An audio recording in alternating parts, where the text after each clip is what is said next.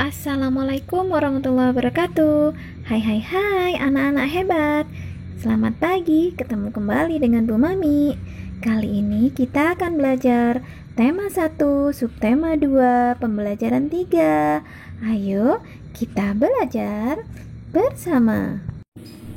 Anak-anak, siapa hari ini yang sarapan dengan lauk ikan? Mengapa ya kita harus mengkonsumsi ikan? Ikan sangat bermanfaat bagi tubuh. Apabila tubuhmu sehat, kamu dapat mengikuti kegiatan dengan semangat. Nah, berbicara ikan, perlu kalian tahu, ikan adalah salah satu hewan ovipar. Dia berkembang biak dengan bertelur. Nah, kemarin kita sudah mempelajari cara perkembangbiakan hewan. Di antaranya ada ovipar, vivipar, dan ovovivipar.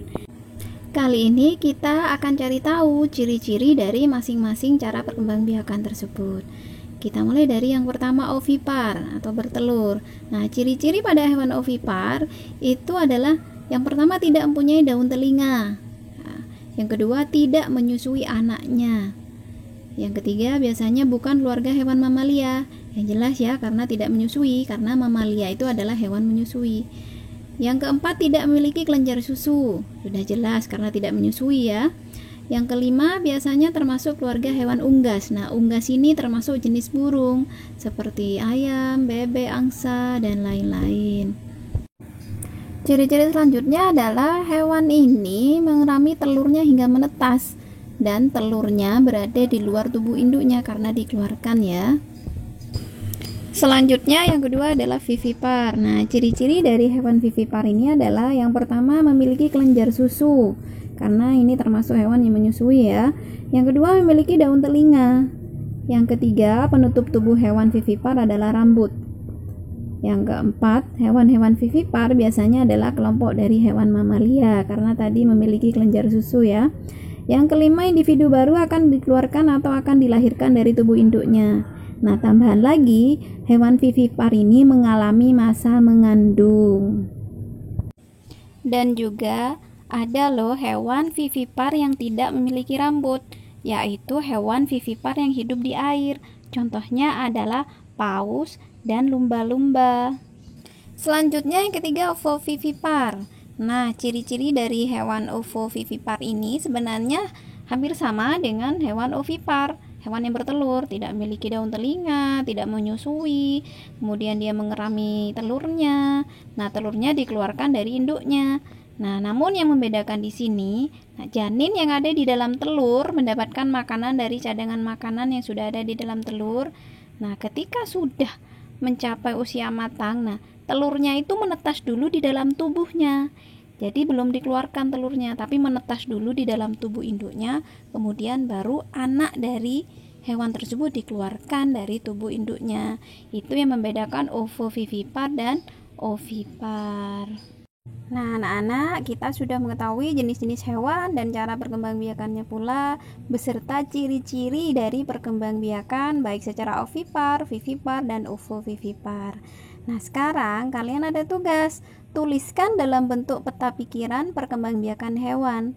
Tulisanmu harus memuat cara perkembangbiakan, penjelasannya, ciri-cirinya, dan contoh dengan detail. Kamu dapat melengkapi dengan menempel gambar agar lebih menarik jika kalian punya gambar hewan-hewannya ya.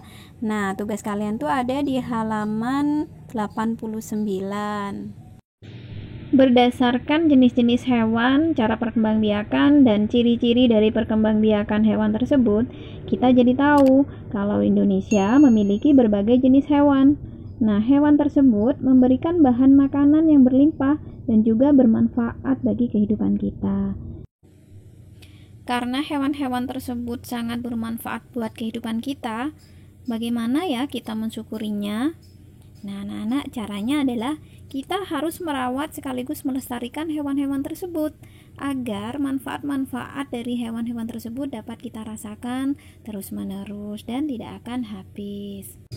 Selanjutnya, kalian masih ingat kan bagaimana cara mencari fakta-fakta dan ide pokok dari teks yang kalian dengar? Nah, kali ini kita juga akan catat ide pokok dan fakta-fakta dari teks yang kita dengar lagi. Nah, Ibu akan membacakan sebuah teks. Kalian dengarkan, kalian simak dengan seksama ya, agar tahu apa isi dari teks itu, apa fakta-fakta yang ada di situ, dan apa informasi yang ada di teks. Nah, kalian tugasnya itu ada di halaman 90. Di situ ada tabel paragraf 1 dan paragraf 2. Nah, anak-anak, kalian simak baik-baik teks yang akan Ibu bacakan ya. Ibu mulai. Ayam. Di Indonesia, sebagian besar ayam dipelihara dan diternakkan. Masyarakat memanfaatkan daging dan telurnya. Daging dan telur ayam sangat bermanfaat bagi kesehatan tubuh. Ayam jantan dan betina memiliki perbedaan. Ayam jantan lebih besar dari ayam betina. Ia memiliki jalu panjang dan berjengger lebih besar. Bulu ekor ayam jantan panjang dan menjuntai. Ayam betina berukuran lebih kecil dan tidak memiliki jalu, tetapi memiliki jengger kecil. Bulu ekornya pun pendek. Nah, demikian teks yang Ibu bacakan. Kalian kerjakan tugas kalian mencari fakta dan ide pokoknya. Tulis di tabel paragraf 1 dan paragraf 2 di halaman 90. Nah, anak-anak, bagaimana pembelajaran hari ini? Menarik ya, kita jadi tahu dari jenis-jenis hewan, cara perkembangbiakannya, beserta ciri-ciri hewan tersebut, seperti apa yang ovipar, vivipar, dan ovovivipar. Kemudian kita juga semakin paham dan semakin mengerti cara mencari ide pokok dari teks yang kita dengar. Nah, tidak terasa pembelajaran hari ini, tema 1, subtema 2, pembelajaran 3 sudah selesai. Semoga ilmu yang kita pelajari hari ini bermanfaat ya. Terima kasih untuk kalian yang sudah mengikuti pembelajaran ini sampai selesai ya. Jangan lupa di like, subscribe, dan share agar kalian tidak ketinggalan video pembelajaran selanjutnya. Nah, Ibu akhiri. Wassalamualaikum warahmatullahi wabarakatuh.